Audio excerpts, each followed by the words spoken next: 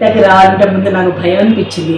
అంతకుముందు వేరే వాళ్ళతో అలవాటయ్యి వేరే డాక్టర్ దగ్గరికి వెళ్ళటం అలవాటయ్యి ఇప్పుడు రావాలంటే అమ్మ ఎట్లా ఉంటుందని భయం అనిపించింది.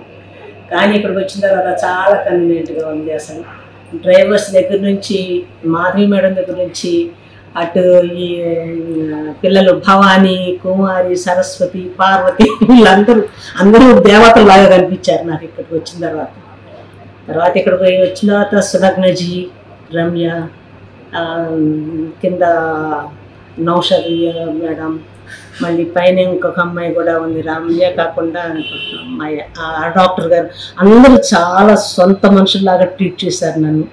అసలు చాలా అద్భుతంగా ఉంది.